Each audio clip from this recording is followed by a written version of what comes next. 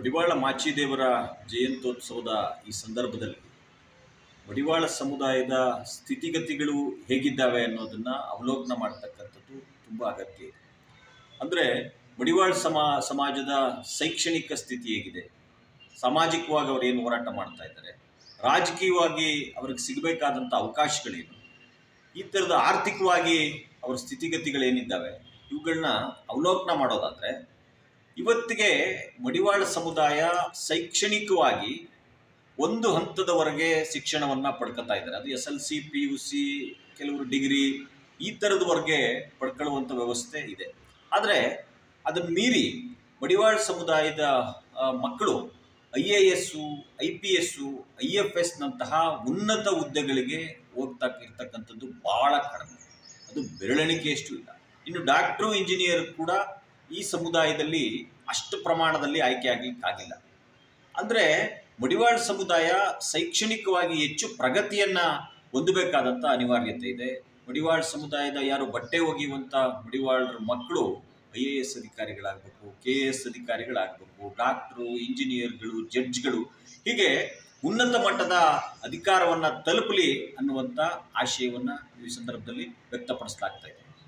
ಮತ್ತೊಂದು ಪ್ರಧಾನವಾದ ವಿಚಾರ ಏನು ಅಂತಂದರೆ ಮಡಿವಾಳರ ಆರ್ಥಿಕ ಸ್ಥಿತಿಗತಿ.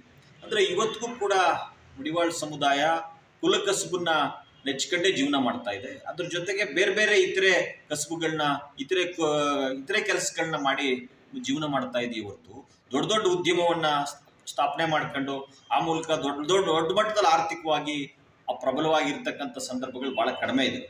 ಸೊ ಹಾಗಾಗಿ ಮಡಿವಾಳ ಸಮುದಾಯ ಆರ್ಥಿಕವಾಗಿ ಬಲವರ್ಧನೆ ಆಗಬೇಕಾದಂಥದ್ದು ತುಂಬ ಅಗತ್ಯ ಇದೆ. ಇನ್ನು ಸಾಮಾಜಿಕವಾಗಿ ಹೇಳುವಂಥದ್ದಾದರೆ ಮಡಿವಾಳ ಸಮುದಾಯ ತನ್ನ ಪರಿಶಿಷ್ಟ ಜಾತಿಗೆ ಸೇರಿಸಿ ಅಂತೇಳಿ 1977ರಿಂದ ಅಂದರೆ ಸರಿಸುಮಾರು 48 ವರ್ಷಗಳ ಕಾಲ ನಿರಂತರವಾಗಿ ಹೋರಾಟವನ್ನು ಮಾಡ್ಕೊಂಡು ಬರ್ತಾ ಇದೆ. ಆದರೆ ಇದುವರೆಗೂ ಕೂಡ ಅದು ಸಾಧ್ಯ ಆಗಿಲ್ಲ.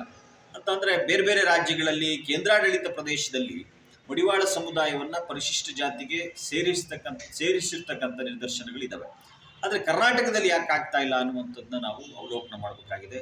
ಒಂದೊಂದು ಸಂದರ್ಭದಲ್ಲಿ ಒಂದೊಂದು ಪಕ್ಷಗಳು, ಒಂದೊಂದು ಸರ್ಕಾರಗಳ ಆಡಳಿತ ಮಾಡಿ ಅದಕ್ಕೆ ರಾಜ್ಯದಿಂದ ಕೇಂದ್ರಕ್ಕೆ, ಕೇಂದ್ರದಿಂದ ರಾಜ್ಯಕ್ಕೆ ಹೋಗಿದೆ, ಈ ಥರದನ್ನು ಹೇಳ್ಕೊಂಡೇ ಬರ್ತಾ ಇದೆ ಹೊರತು ಮಡಿವಾಳರ ಕನಸು ಪರಿಶಿಷ್ಟರಾಗಬೇಕು ಅನ್ನುವಂಥ ಕನಸು ಇದುವರೆಗೂ ನನಸಾಗಿಲ್ಲ.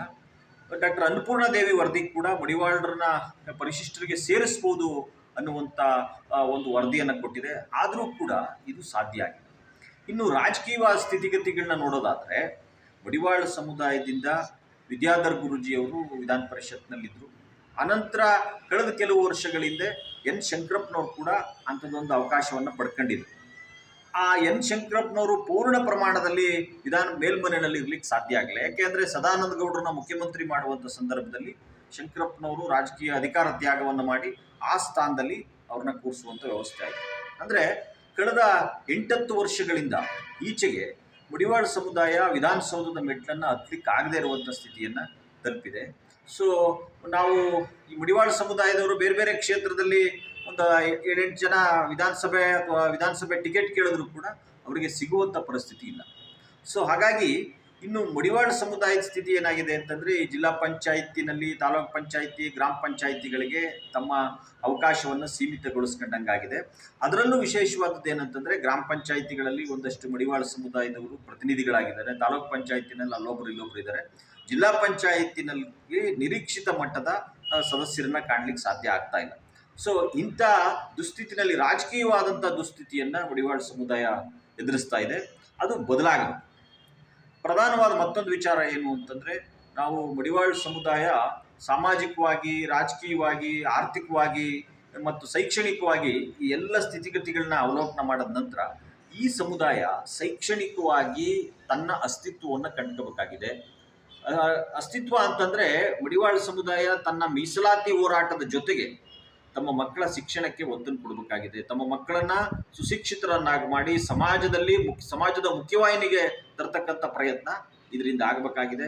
ಜೊತೆಗೆ ಆರ್ಥಿಕವಾಗಿ ಬಲವರ್ಧನೆ ಆಗಿ ರಾಜಕೀಯವಾಗಿ ಮತ್ತು ಪರಿಶಿಷ್ಟ ಜಾತಿಗೆ ಸೇರಿಸಬೇಕು ಅನ್ನುವಂಥ ಹೋರಾಟವನ್ನು ಇನ್ನಷ್ಟು ಗಟ್ಟಿಗೊಳಿಸೋದ್ರ ಮೂಲಕ ಈ ರಾಜ್ಯದಲ್ಲಿ ಮಡಿವಾಳ ಸಮುದಾಯ ತನ್ನ ಅಸ್ತಿತ್ವವನ್ನು ಕಾಪಾಡ್ಕೋಬೇಕು, ಇತರೆ ಸಮುದಾಯಗಳಿಗೆ ಸರಿಸಮಾನವಾಗಿ ಮುನ್ನಡೆಯನ್ನು ಸಾಧಿಸಲಿ ಅನ್ನುವಂಥ ಆಶಯವನ್ನು ವ್ಯಕ್ತಪಡಿಸಿ ನಮ್ಮಲ್ಲಿ ಈ ಮಡಿವಾಳ ಸಮುದಾಯದ ವಿಶೇಷತೆ ಏನು ಅಂತಂದ್ರೆ ಬೇರೆ ಬೇರೆ ಸಂಘ ಸಂಸ್ಥೆಗಳು ಬೇರೆ ಬೇರೆ ನಾಯಕರನ್ನ ಅವರು ತಮ್ಮ ನಾಯಕರು ಅಂತೇಳಿ ಪರಿಗಣಿಸಿದ್ದಾರೆ. ಆದರೆ ಮಡಿವಾಳ ಸಮುದಾಯದ ಮೂಲ ನಾಯಕರು ಅಂತಂದ್ರೆ ಅದು ಮಡಿವಾಳ ಮಾಚಿದೇವರು, ಕುಲದೇವರು ಅವರೇ, ಕುಲದ ನಾಯಕರು ಅವರೇ. ಸೊ ಎಲ್ಲ ಸಮುದಾಯದ ಎಲ್ಲ ಬಂಧುಗಳು ಮಡಿವಾಳ ಮಾಚಿದೇವರನ್ನ ತಮ್ಮ ನಾಯಕರು ಅಂತೇಳಿ ಪರಿಗಣಿಸಿ ತಮ್ಮ ಹೋರಾಟವನ್ನ ಮುಂದುವರಿಸಿ ಆ ಮೂಲಕ ಯಶಸ್ಸನ್ನ ಕಾಣಲಿ ಎನ್ನುವಂಥ ಆಶಯವನ್ನು ವ್ಯಕ್ತಪಡಿಸ್ತಾ ಒಂದು ವಿಚಾರವನ್ನ ಈ ಮಡಿವಾಳ ಸಮುದಾಯದವರು ಗಮನದಲ್ಲಿಟ್ಕೋಬೇಕಾದದ್ದು ಏನಂತಂದ್ರೆ,